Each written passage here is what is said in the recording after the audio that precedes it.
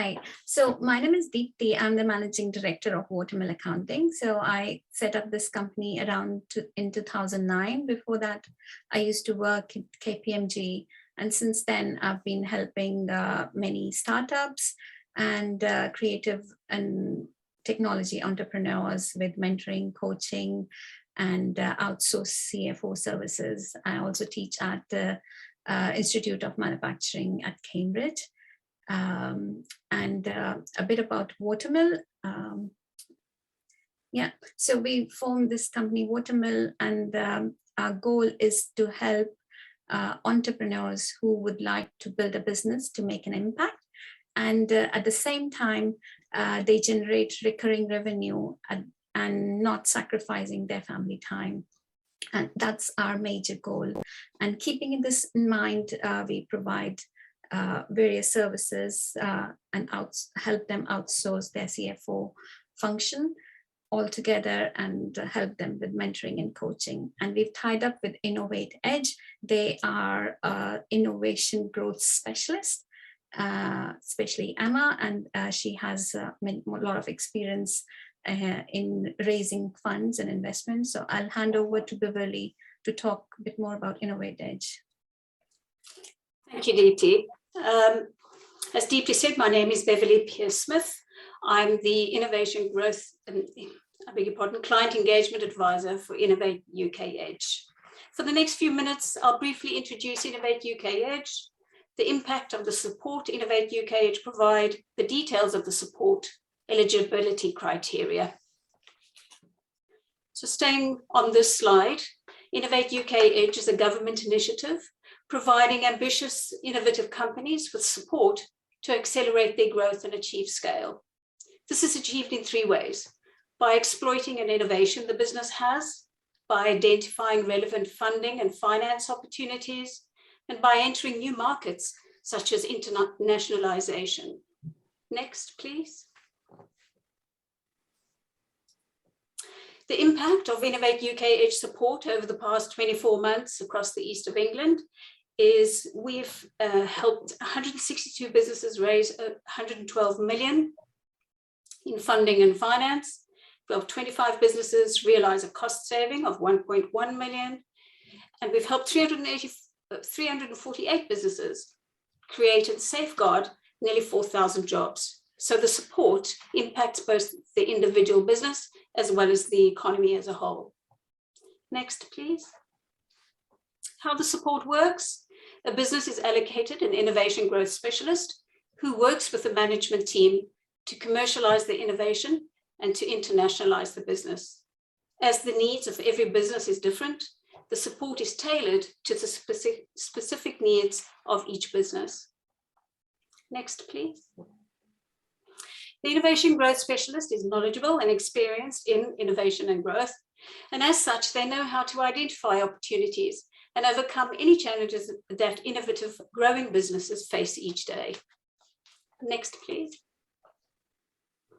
The innovation growth specialist works on key areas of the business that can accelerate the growth, such as building partnerships, reviewing or formulating strategies for innovation, growth, and marketing, exploring global expansion opportunities, and simply getting the business ready for innovation. Next, please. Innovate UK Edge support business in identifying new markets. For example, there are programs that facilitate international partnerships and provide opportunities to work with international incubators. Programs such as the Global Business Innovation Program and the Global Incubator Program. Next, please. This detailed infographic shows how Innovate UK Edge fit into the whole government ecosystem. Without going through all of the elements today, I'd like to draw your attention to the bottom right-hand corner, where you can hopefully see the logo Catapult Network, our logo, Innovate UK Edge, and then the green dot, KTN. So these are just some of the initiatives that we work really closely with. So if you are unsure where to start or who to turn to for your specific requirements, just get in touch with us and we can point you in the right direction. Finally, the last slide is eligibility criteria. In terms of eligibility, Innovate UK Edge work with businesses at any stage of growth except pre-seed, where the business has an innovation with potential to disrupt a market, has the potential of or is growing by 20% a year, has fewer than 500 employees, has the potential to internationalize, and has time to spend with the innovation growth specialist. In a way, the more you put in, the more you get out. I'd now like to pass you over to Emma Douglas-Beat, who will look at the question, is your business ready for funding? Thanks, Beverly, that's super. Yeah, so what we're here to do today is my part is to talk you through looking at investment readiness of your business. I've been doing this for the last sort of 10, 15 years, preparing companies for funding and then going on to raise equity funding. So I just want to give you a flavour of some of the support that we can offer here at Innovate UK Edge when it comes to preparing for investment for your business. Next slide, please. So really what I really wanted to sort of initially talk about here is if you're an early stage company, generally the two areas you're going to be looking for funding will be grant funding. And here at Innovate UK Edge, we can help support with the grant funding. We can't write applications for you, but we can look at identify grant funding that could be suitable for your business. And then Innovate UK, obviously, is the large grant awarding body that we work very closely with. Then equity funding, which is the main area I'm going to talk about today, is looking at sort of, raising equity funding in your business. That's basically selling a chunk of your business in exchange for money in order to help propel the growth quicker and faster than growing organically. Then I just wanted to pop in there, early stage companies typically don't look at traditional lending because they don't see that as an avenue for funding. However, if you're going to be buying, and I say kit and caboodle, those types of things, there could be some traditional lending that could help with that aspect of it, of your growth. So that's always worth looking at as part of your funding journey. And then I've also put in there sales. So if you've got something that you've been creating, doing R&D on, and you're not quite at commercialization, is there anything that can be commercialized in your business? For example, licensing some IP or doing early stage collaboration that could gain some commercial traction. That's always a great asset to have when talking to investors to prove the model that you can actually commercialize a business. So really it's just sort of looking at all the aspects of funding and maybe not just going down one route, but looking at a myriad of routes of funding in order to get your project off the ground or get it funded if it's already in existence. Next slide, please.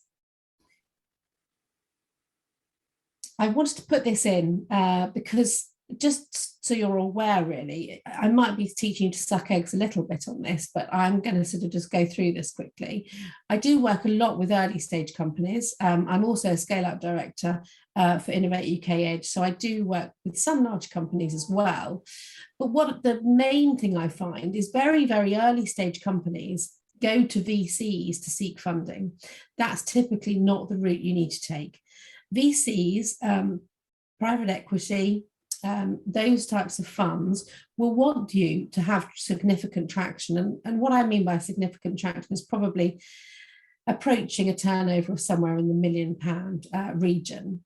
What angel investors and friends and family are interested in is that very early, very risky, I would say, early seed capital, seed and upper seed. That's really where you're going to be wanting to talk to people. So it's trying to find those types of those type of individuals that can help propel your growth.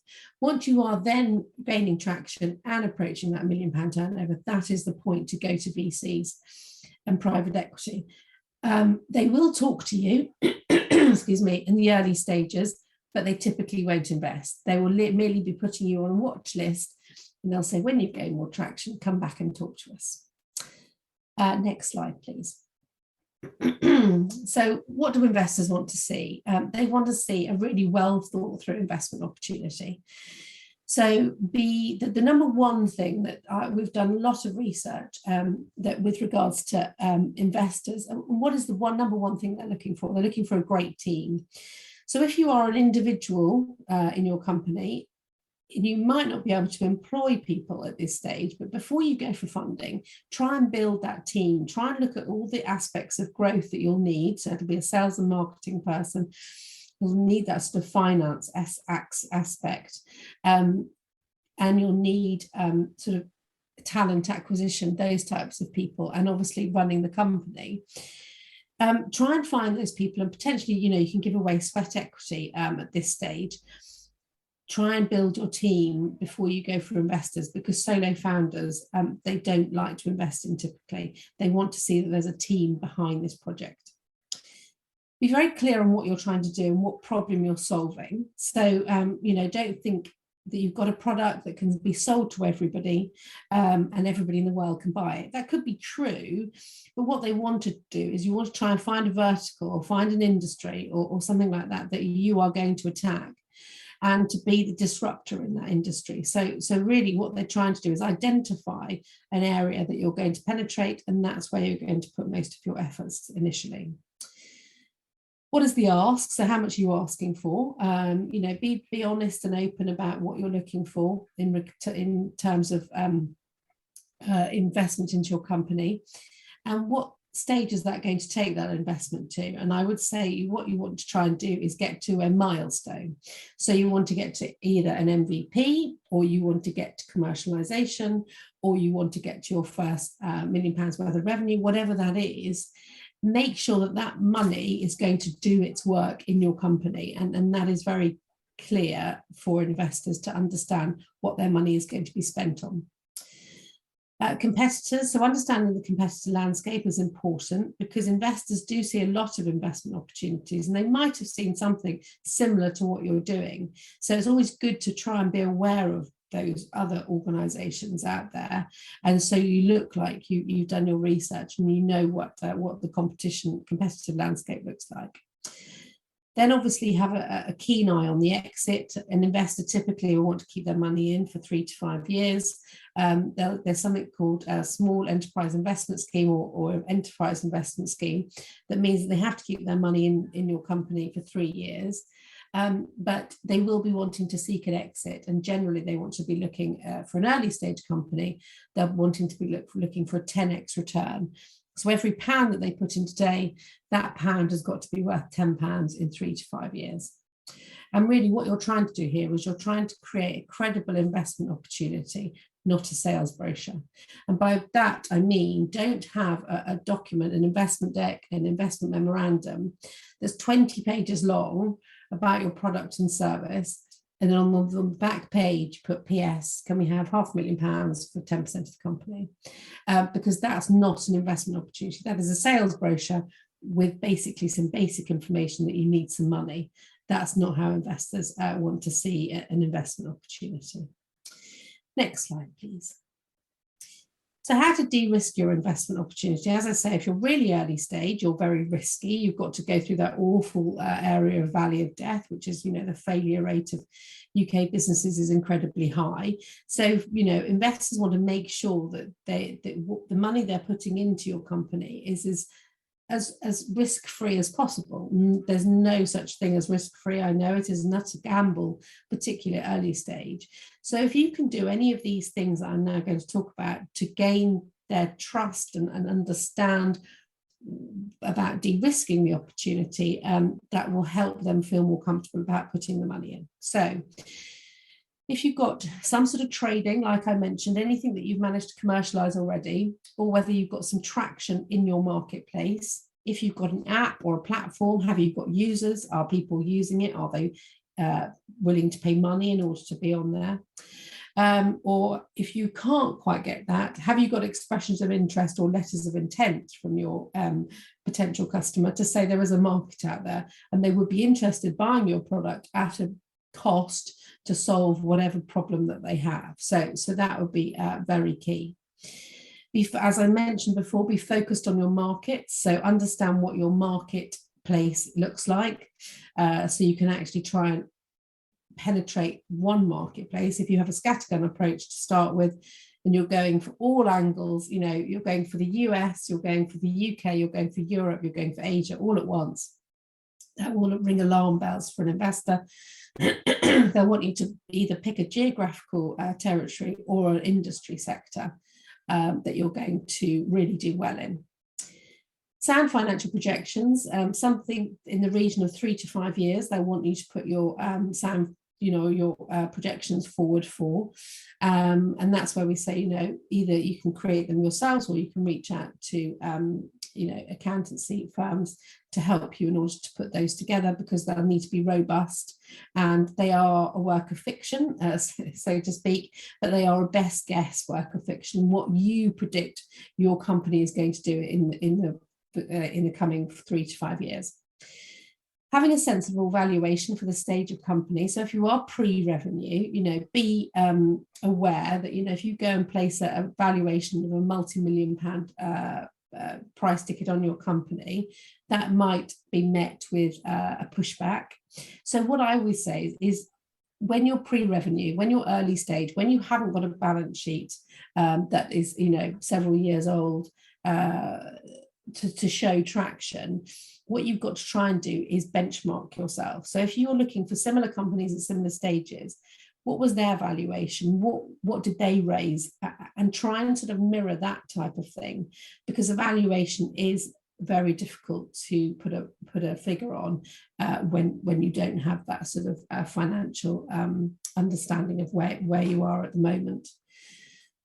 Make sure you put in your investment deck or investment memorandum that the funds that you've secured to date, whether that be grant funding, whether that be investment from friends and family, whether that be investment that you've made yourself. Put in the size of the opportunity. So that's where you get your total addressable market. And then you actually work that down to then your obtainable market and what you can actually think you can do within that opportunity.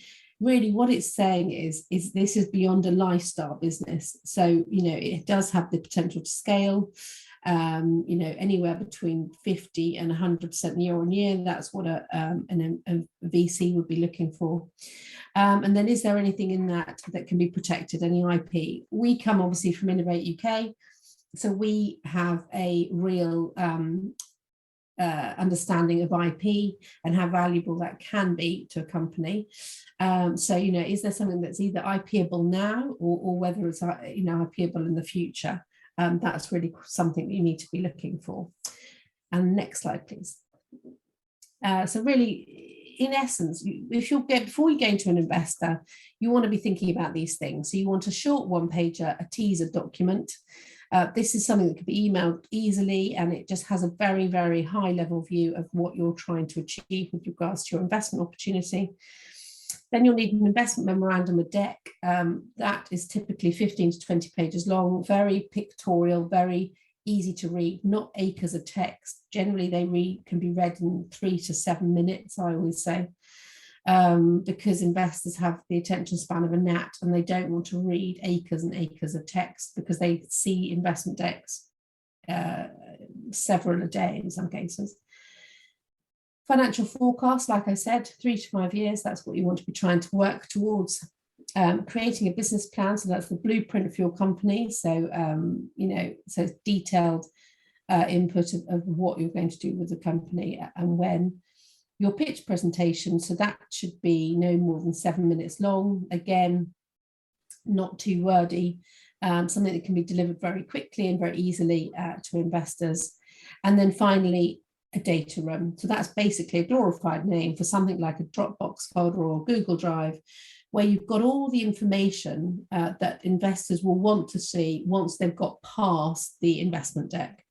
At this point, you're more than welcome to ask them to fill in a NDA, because there will be confidential things in this data room. You'll want things like CVs of the team. You'll want your financial forward projections in detail. You'll want your business plan. You'll want documentation if there's any IP. If you've got any market research or any benchmarking in there, put that in there also. A competitor, a deep dive of competitor analysis, why you're better, etc. So that's where you'll sort of have the detail about backing up all that information that you've got in the investment memorandum.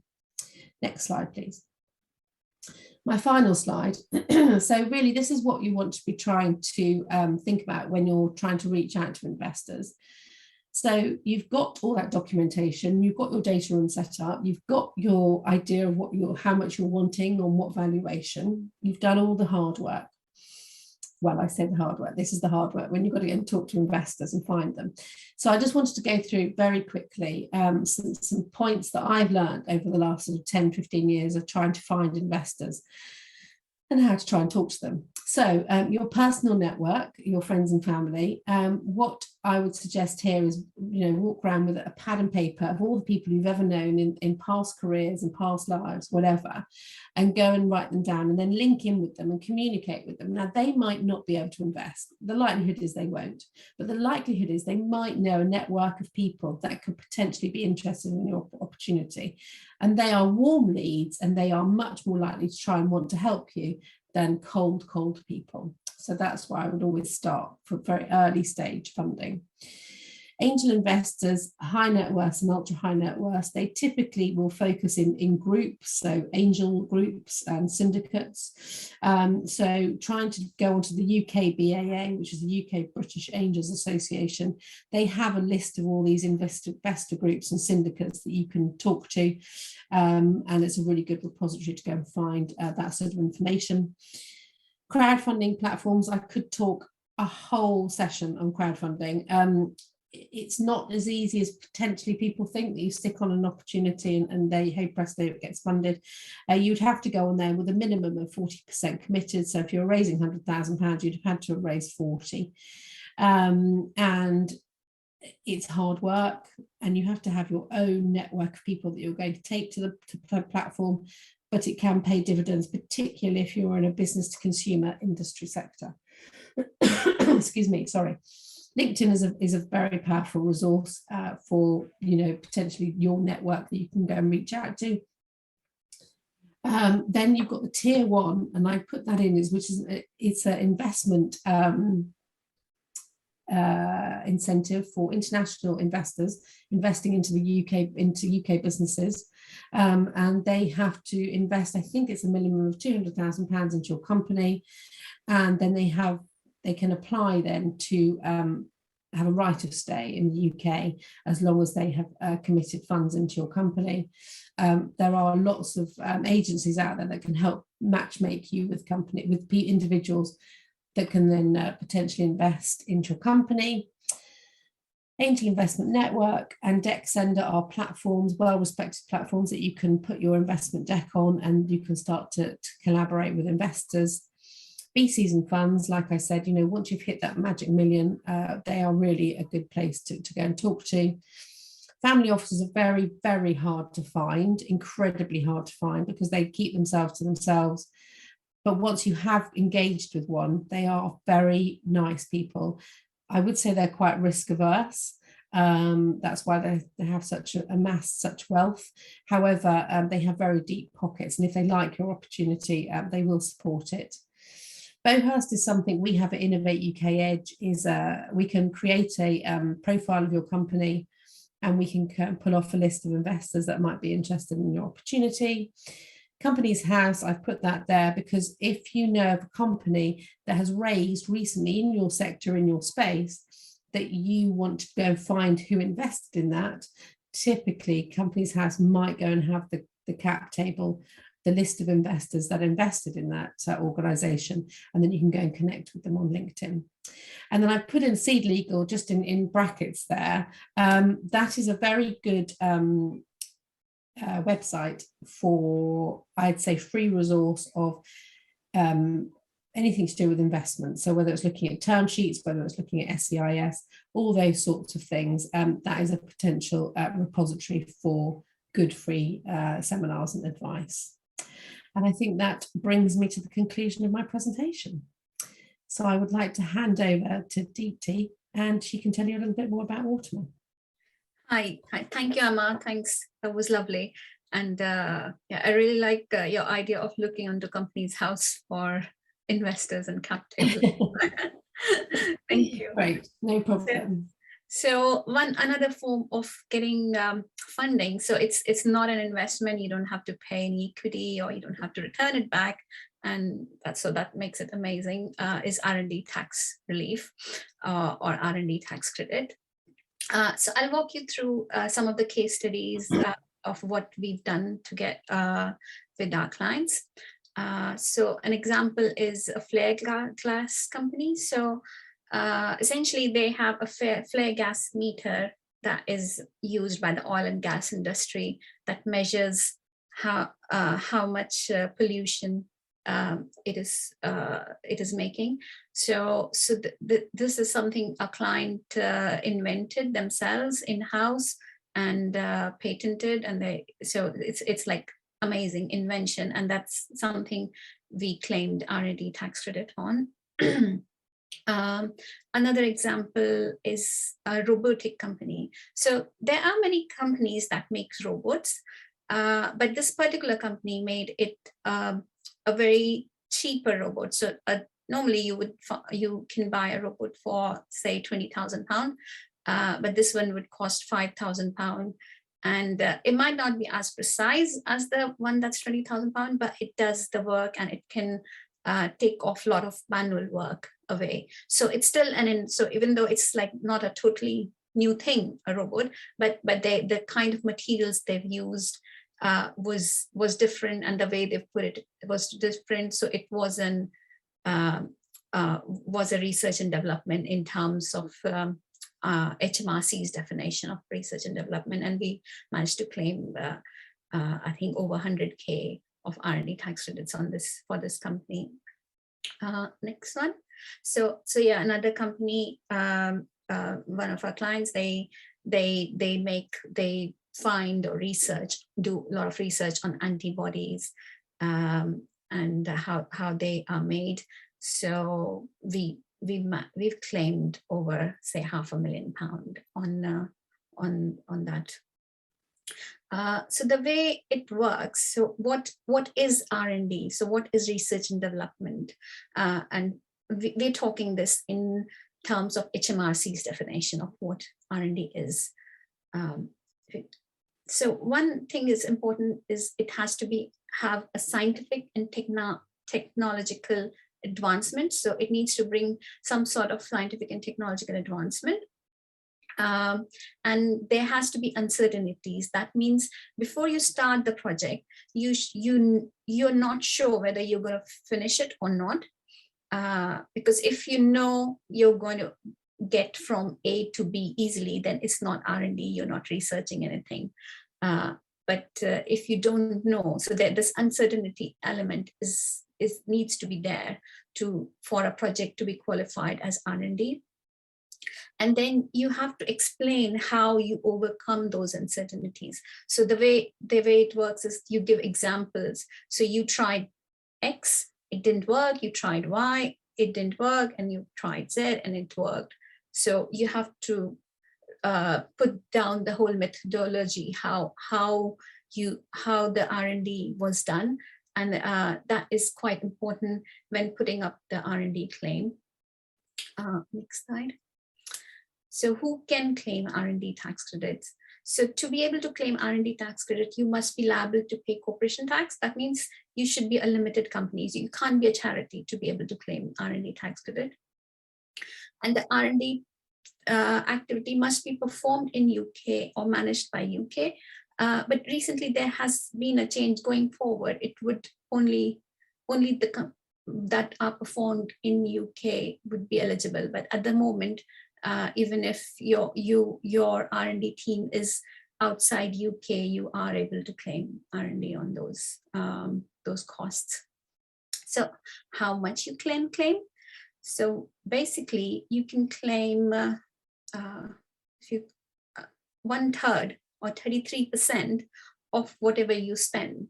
So if you spend £100,000, you get £33,000 as cash back from HMRC in terms of R&D tax credit.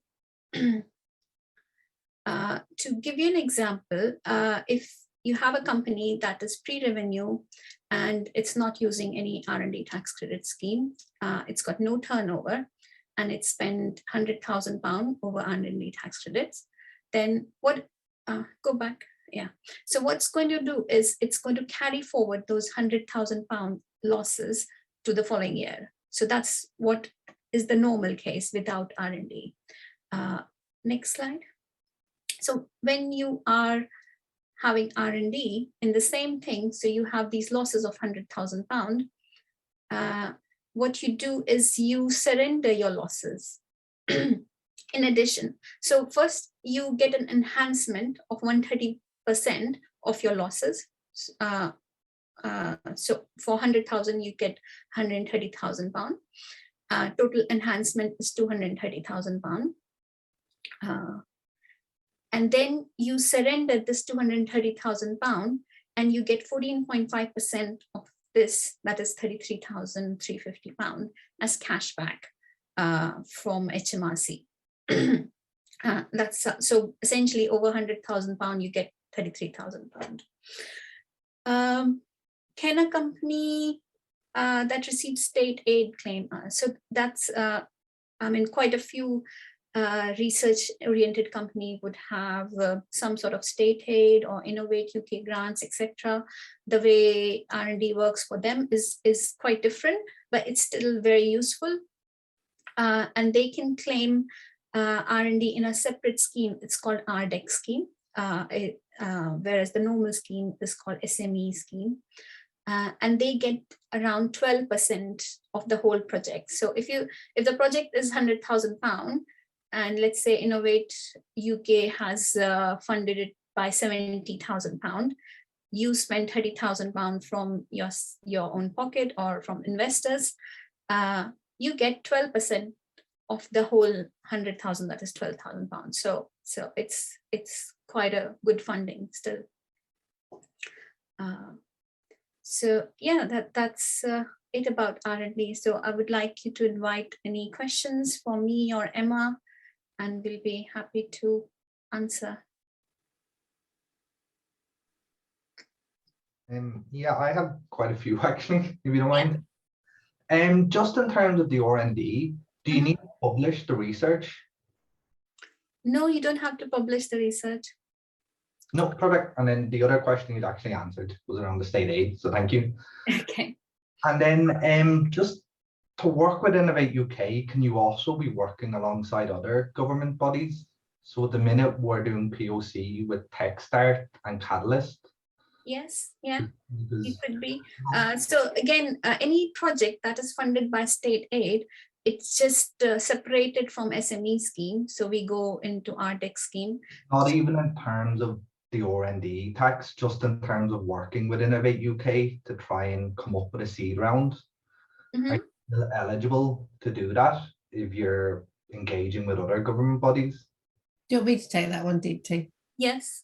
Yeah, you can, absolutely. So Innovate UK Edge, there is it's because it's a government funded initiative, you will have to complete an application form. That's what Beverly and her team do. Then it has to go to a screening panel. And then if you are accepted on to receive Innovate UK Edge support, you're then allocated an Innovate UK Edge specialist, and then they work with you for typically a period of 6 months to help you with your sort of all aspects of what you're trying to do. So yes, we can certainly do that, and it doesn't exclude you if you're working with another government body. That's perfect. Thank you, everybody. I have a question. Are the slides and recordings going to be available after? Yes, we'll make you the slides and recording available. Okay, yeah, I just was part of that presentation. Okay, thank you. Thank you. No worries. Anything else? Any other questions? Oh, Jim's got his hand up. Hello. Yeah, thank you for the brilliant presentation. It's great to know what the investors are after when we go for funding. So yeah, thank you for that. So as I said at the beginning of this seminar, we are Carbon Reset. So it's like a tree planting company set up in Cambridge. So we secure seed funding from the Royal Academy of Engineering. And this involves several institutions based in the UK, like universities in the UK, and in collaboration with universities in Africa. So we just want to see how we can help companies or NGOs, private organizations, countries, and all this, how they can offset the carbon through tree planting, through reforestation. And this, the lands are in Africa. So currently we secure land with Chad government in Central Africa. And this seed funding is to basically explore how what is done in Chad can be replicated in different countries in Africa, because we spoke with several countries in Africa, and we want to extrapolate, make the business scalable, so that we are able to plant basically everywhere in Africa. So in terms of R&D, do you think this is qualify as a R&D? Because you have institutions involved, we have companies and governments and all this, so it's kind of, it covers, maybe touches all of the basic that you explained earlier. I don't know what is your view on that? So you're asking in terms of R&D tax credits. Yeah. So for R&D tax credit, it's really important. It has to touch any field of science. So for example, biology, chemistry, physics. So I think I'll have to have a one-to-one conversation to understand a bit more what field of science it's touching. Okay, so maybe we could. Yeah, you can book a one-to-one meeting. Maybe set up a catch up with you so that you can maybe give us an idea on how we could qualify for that, because we've got several departments. We have research department, we have development research department for engineering, we have science department in charge of technology and all this. So we've got like 4 different departments, and maybe we could discuss further and see how we would qualify for these R&D tax relief. Yeah, definitely. Thank you. Thanks. Monica, I think you've got that. Hi, yes, I've got my hand up. Yep, I hope you can hear me okay? Yeah. Yes. Perfect. So I work for Lambda Energy, and I'm the CTO there, and we are making novel materials for improving the efficiency of solar cells, but also increasing crop yield in greenhouses / polytunnels. And what we've been finding is because we're developing a material that has not been developed before, so it's almost more like a research project. So I'm on the other end, or maybe even prior to the conventional R&D in industry, more like the kind of thing that you would find in a PhD project. Then we are faced with the problem of approaching even seed investment and getting a lot of, you're too early for us. And we are trying to avoid that answer. We've got it far too many times. So I'm wondering, who are the best people to approach? Would it really be accelerators or some other body that we've not considered? So I suppose Innovate Edge helps quite a bit. Emma, do you want to take? Yeah, Beverly, do you want to take that one, because it's more about sort of signing up clients and things. Beverly, are you there? I am here, yes. Monica, I think the best would be for us to have a deeper conversation about exactly where you're at the moment, what your innovation is, the details of your innovation, and how you'd like to progress with the business. And then we can have a look at the Innovate UK Edge support in more detail, so that we can actually help you through that process. Sorry. No, you carry on. No, I'll be honest. We already have some Innovate UK Edge support that we've won. We are talking to somebody at the moment, but we're not getting a lot of information on the side of who to approach for funding in a way that we're more likely going to be successful, given that we are closer to a research project than we are R&D at a sort of more industrial level, in the sense that there is something that already works. We know that there is something that, we know we can make something that works, but we're currently in the process of doing it. The reason why we are at this stage is because we backtracked a little bit.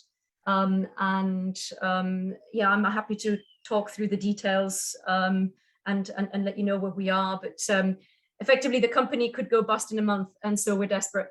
And so if we could reach out to more Innovate UK Edge people who could help us out, that would be really, really handy. Monica, out of interest, whereabouts is your company based? Cambridge. Okay, all right. So you will be in our cohort. So we can find out who is your edge specialist, and then if I need to jump into a call, you don't have to tell us who that is person now, but you can share with us afterwards, and then I That would can be help fantastic. if I can come in and help a bit. Thank you. That would be really good. Thank you so much. That's all right. Monica, no problem. Monica, can I make a suggestion? Yes, please.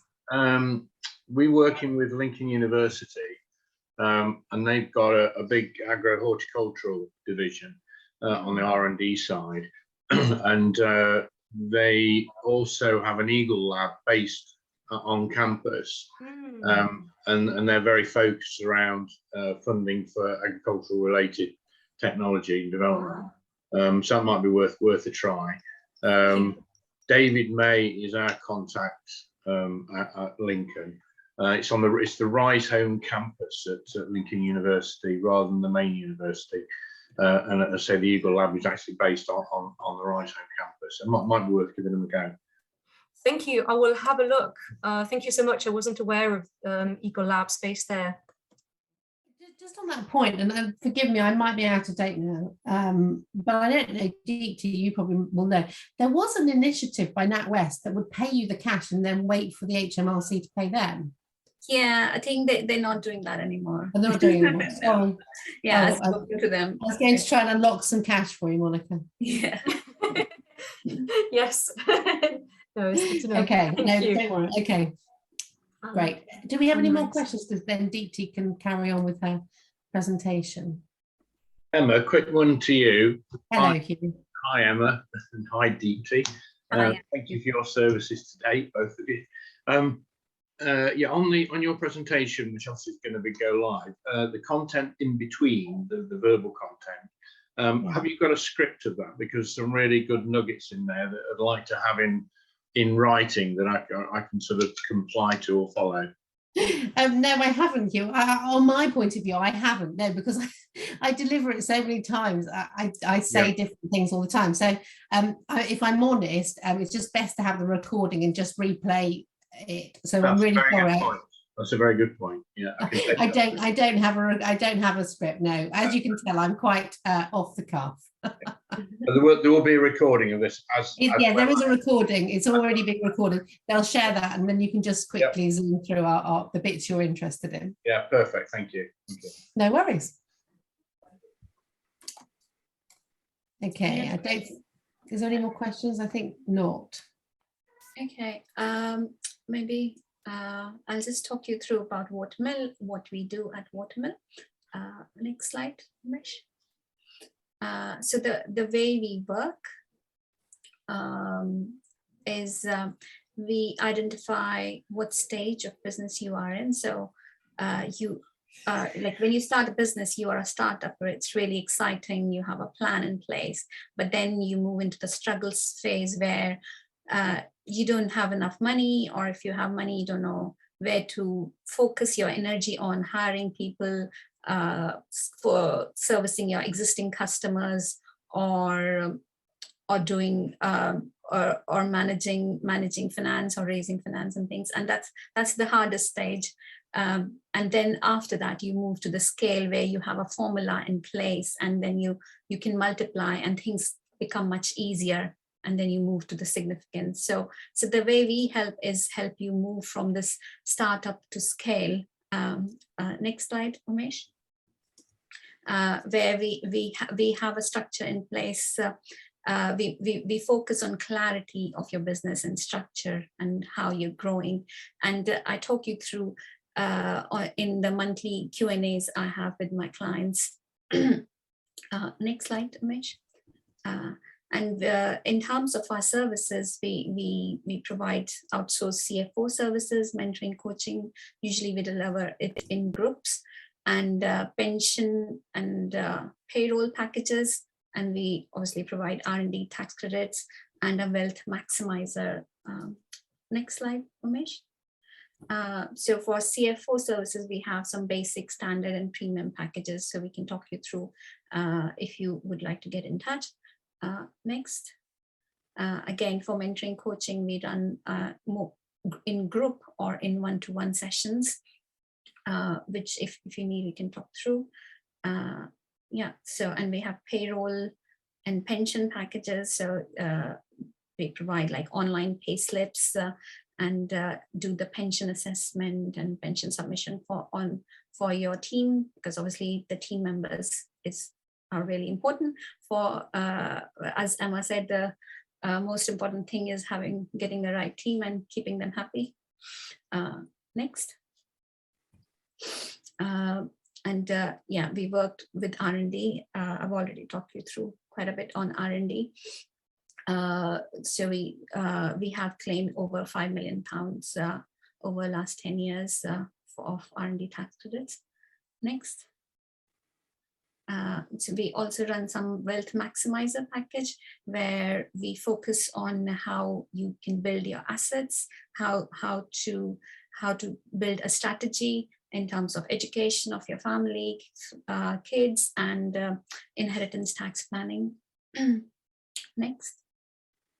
And in terms of our roadmap, we are developing a CRM which would help, like for example, we focused on technology companies, startups, help support onboarding employees and put all the manuals in place.